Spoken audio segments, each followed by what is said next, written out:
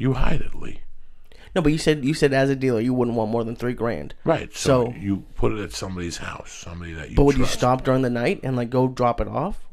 Do you think? I'm just trying to like, because that's, to me, You have to be very sly. It's a sly life. You got to watch who's watching you. You got to know who knows your movements. You got to have a friend that you could trust. You know, if I was a coke dealsman right now, guess whose house I would hide everything at? whose? I'm looking at him.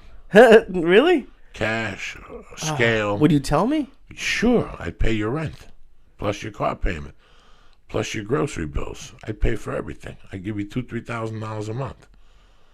Why wouldn't I? I wouldn't sell cocaine out of your house. I wouldn't have any powder at your house. I would just have a scale there with my phone numbers. Would there be a rule? Like, And would my you be cash. like, there No. can't be any parties here. There can't be. Oh, you got $200,000 in your safe. You want to have a party there and somebody takes you $200,000, now you got to come to me and say, hey, I had my friends over, Ashley and a Chinese friend, and now my $200,000. Well, I don't, but there must be some idiots out there who are just like, I had a party, man. No. No? But at different levels. Let's pretend. Let me take you back. 1986, when I had I had a rotating $30,000 in the other house.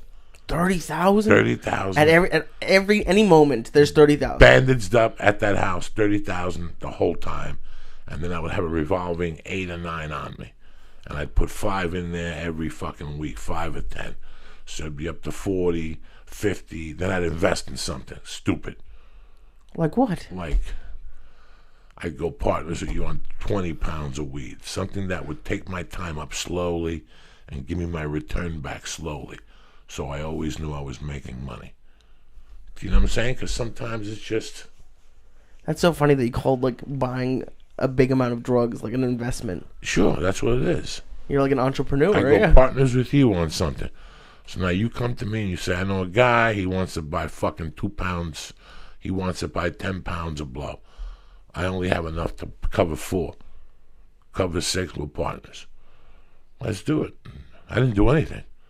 I just lent you fucking $6,000 or $60,000. And I became your partner. There's so many fucking things you could do, Lee, with cash, especially now.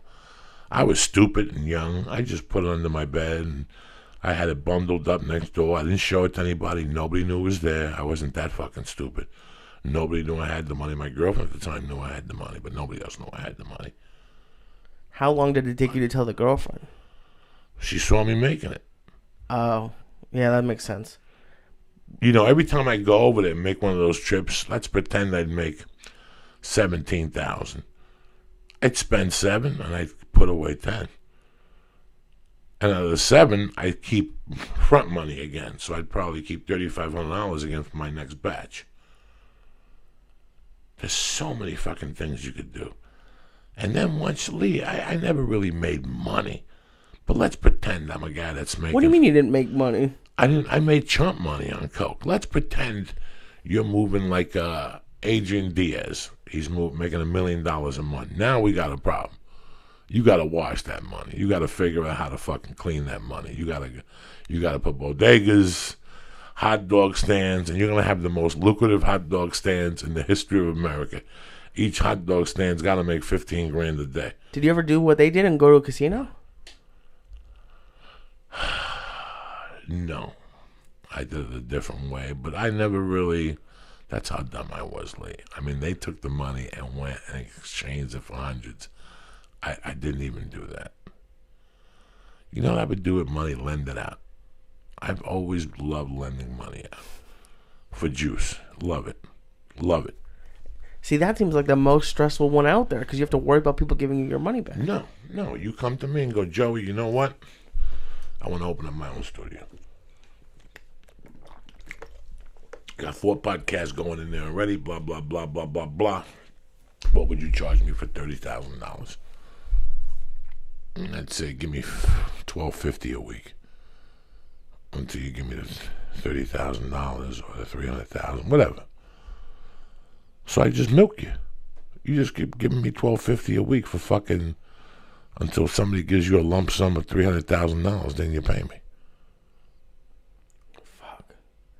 Yeah, but what if people don't want to pay? I mean, They always pay, Lee. But no, they don't. Yes, they do. What about all these people losing their houses, though? Oh, those people. No. I'm not talking about. I'm talking about Shylock people.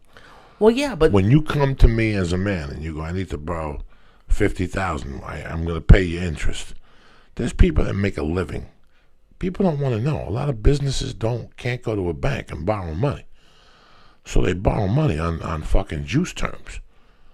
And you got to pay the fucking juice, Lee. Right now, when you see those, what do you think all those fucking things, those ads are for? Get cash quick. Oh, yeah. The fuck you think they are? They're legal loan sharks. Oh, right. They're legal loan sharks. What is it called? The cash checking? Or all that shit. They're legal loan sharks. Legal that you sit there and go, I can't believe this is happening to me. Tomorrow, go to Zales. Tell me you want to finance Paula's ring. Okay. It's not a good idea? Oh, see how much you pay for that fucking doozy at the end. If the ring is $1,000, you're going to pay $18,000 after 3 fucking years. They vig you to death on that shit. It's 26% interest. From the beginning? Fuck yeah. They tell you 0 down, no payments for a year. Ooh, what do you think that first payment's going to be at 26% interest? That's a lump sum, Jack. Don't believe the hype.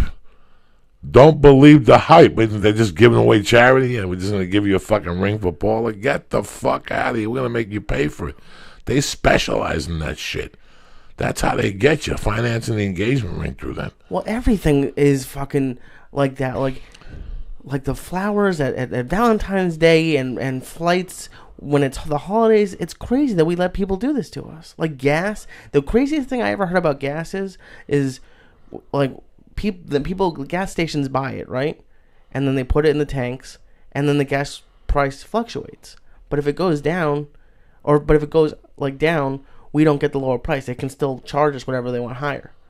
So it's crazy how much.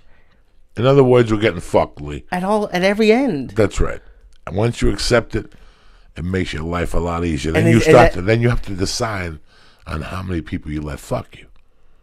Do you understand what I'm trying to say to you? That's a complete different story. Every day I see somebody on Twitter complaining about a different corporation. Whether it's an airline, DirecTV, fucking the cable people, what's the people who do the fucking wiring? AT&T. There's always somebody bitching on there for a reason. What the fuck are you giggling about? Nobody. Why did you like him? What did he do? He did an error. I knew a second ago, but now keep going from where you told it, because then. You know that little forehead you got?